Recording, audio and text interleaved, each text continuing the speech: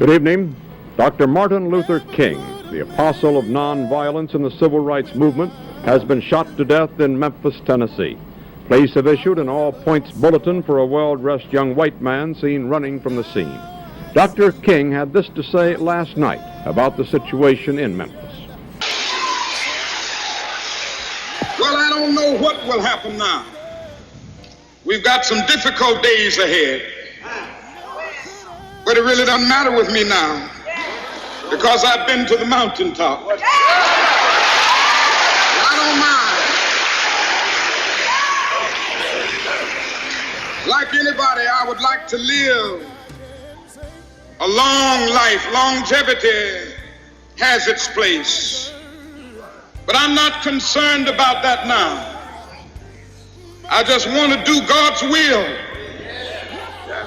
And He's allowed me to go up to the mountain. And I've looked over and I've seen the promised land. I may not get there with you, but I want you to know tonight that we as a people will get to the promised land.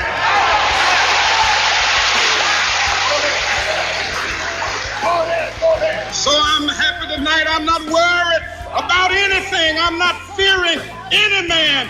Mine eyes have seen the glory of the coming of the Lord. It is that American spirit, that American promise that pushes us forward even when the path is uncertain, that binds us together in spite of our differences, that makes us fix our eye not on what is seen, but what is unseen, that better place around the better. That promise is our greatest inheritance. And it is that promise that 45 years ago today brought Americans from every corner of this land to stand together on a mall in Washington before Lincoln's memorial and hear a young preacher from Georgia speak of his dream. I have a dream that one day on the red hills of Georgia, sons of former slaves and the sons of former slave owners will they be able to sit down together at the table of brotherhood. I have a dream that one day even the state of Mississippi, a state sweltering with the heat of injustice, sweltering with the heat of oppression, will be transformed into an oasis of freedom and justice. I have a dream that my poor little children will one day live in a nation where they will not be judged by the color of their skin, but by the content of their character. I have a dream today.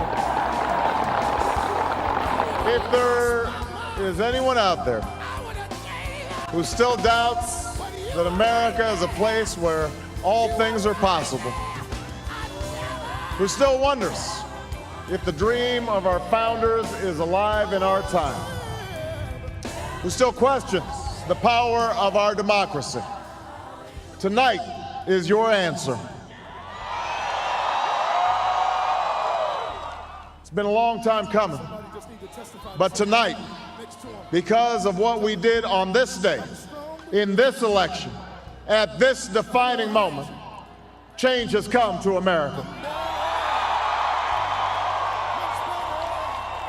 And when this happens,